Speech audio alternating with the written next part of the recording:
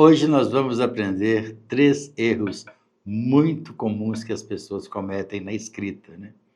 E quando a gente se refere em relação à escrita, não é somente para a questão de redação, porque redação e português são áreas e matérias afins, né. Eu já vi muitas pessoas escrevendo isso errado em documentos, oficiais, em redações, né.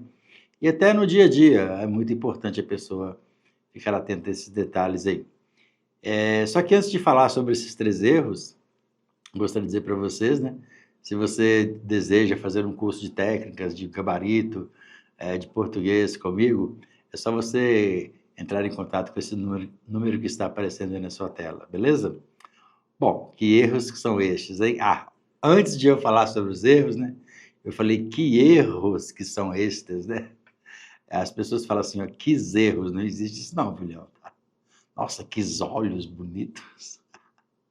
Eu vejo constantemente as pessoas falando sobre este assunto, pega essa palavra "que" e coloca no plural, né. Quis olhos, né, quis pernas, quis lábios, não existe "quis", tá. É sempre no singular. Bom, eu separei aqui os 3 erros mais comuns que eu tenho percebido. O primeiro deles é quando você vai redigir um texto, sendo um documento oficial, um documento para um setor público, ou uma carta, um ofício, uma coisa assim, e a pessoa coloca aquela expressão "veio por meio desta". Filhão, isso não existe mais na língua portuguesa, tá? E, aliás, acho que isso nunca existiu, né? "Venho por meio desta". Aí eu não suporto isso. É uma expressão muito feia, né? "Venho, por meio desta solicitar", "venho por meio desta, inferir", "venho por meio desta informar", nada disso.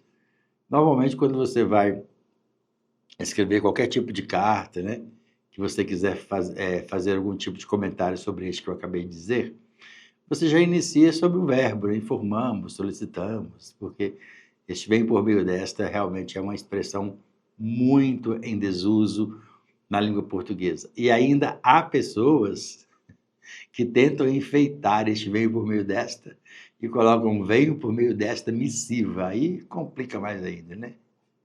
Não dá não dá para suportar isso não. Então, ó, a partir de hoje, nada mais, nunca mais escreva "venho por meio desta" em seus textos, tá joia? O outro erro que eu separei aqui, filhão, este aqui, eu digo que ele é um dos pioneiros, né? Assim, para mim, cara, quando eu leio isso, eu fico até arrepiado quando alunos meus escrevem. É o tal do digo, né? Nossa Deus! A pessoa vai escrever um texto das contas da tal, depois vai colocar digo. Poxa, digo? Quem digo? Eu, né? Você já vai colocar uma dissertação, uma argumentação, e você já vai colocar na primeira pessoa do singular, digo, eu digo, isso realmente não existe. É até importante, né, ressaltar para a galera aí, que muitas pessoas perguntam se a gente pode utilizar a primeira pessoa em argumentação. Poder você pode, né? O ideal é que você utilize a terceira pessoa. E o assunto, ele é meio polêmico, né? Porque se eu, por exemplo, se eu for falar com vocês todos os detalhes, né, que não daria tempo para a gente explicar, mas é muito comum a gente ouvir, né, e ler uma redação, uma argumentação na terceira pessoa do plural, né? Presenciamos na atualidade, nós presenciamos, né? É muito normal isso. O problema é quando você coloca no singular, presencio, contabilizo, vejo. Então, a primeira pessoa do singular você deve realmente bani-la das suas argumentações, dos seus textos, quando você tiver com a intenção de desenvolver um documento público, uma coisa desse tipo, né? Ou até mesmo uma argumentação em provas de concursos públicos.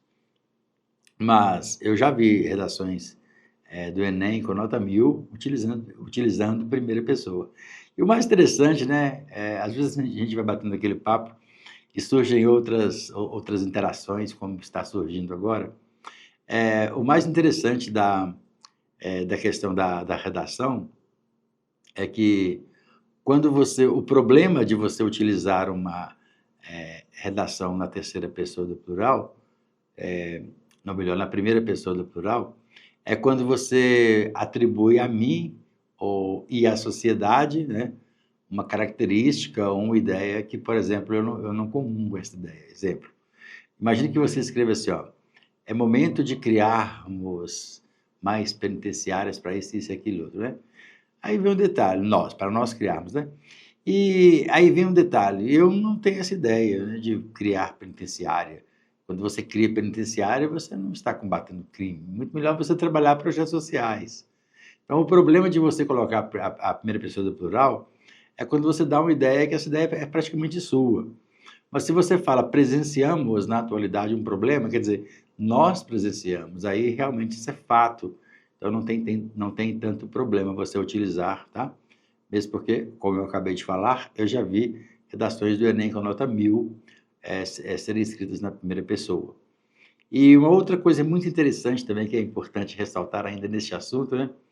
É que, por exemplo, se você escreve um texto em terceira pessoa e em algum momento você coloca a primeira pessoa, que eu já ouvi as pessoas dizerem, você só não pode misturar as pessoas, tal, não pode misturar a primeira com a terceira, tal, e por aí vai.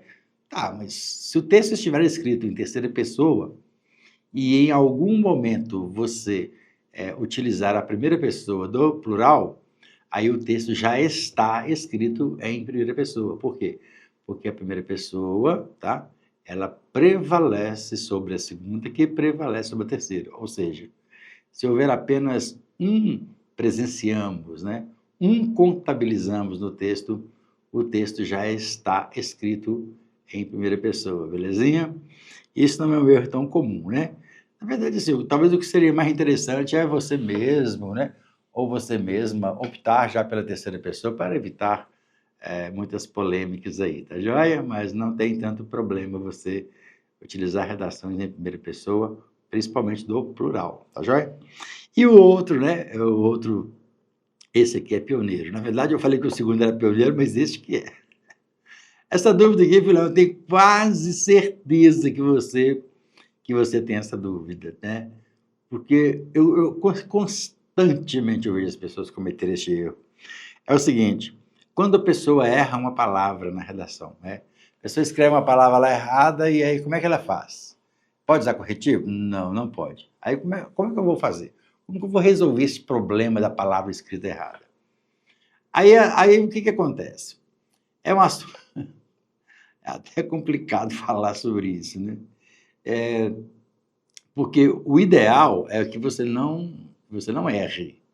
Mas até ontem eu não ouvi e nem li nenhum doutor, nenhum especialista dizendo para você o que fazer sobre isso. Porque a gramática, vamos imaginar, a norma padrão, ela é taxativa, ela é regra. Não existe isso. Se você não pode iniciar uma frase, por exemplo, com um pronome oblíquo, né? O pronome oblíquo ele fica após o verbo, isso é padrão. Então, se você falar te amo, tá, isso aí está errado dentro do padrão, mas dentro da norma culta é aceitável, como eu já falei várias vezes para você. Mas na gramática, a padrão mesmo, a norma padrão, ela só define aquilo que você tem que fazer e como fazer. Você não vai... depois, ela não escreve assim, vou abrir um parêntese aqui. Se você errar, então você faz isso. Então, ela define o que você tem que fazer. Então, você não pode rasurar em sua redação, em seu texto oficial, essa coisa assim.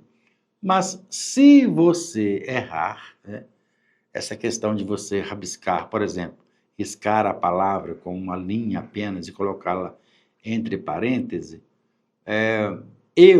professor João Batista, eu entendi isso como uma rasura, tá certo? Mas como você vai ter que fazer alguma coisa, né? Então, é preferível você já riscar e colocar entre parênteses, mas não porque a gramática ensina assim, porque os especialistas ensinam assim, porque o professor João Batista está falando, olha, quando você errar, você faz isso. Não é por este motivo, tá?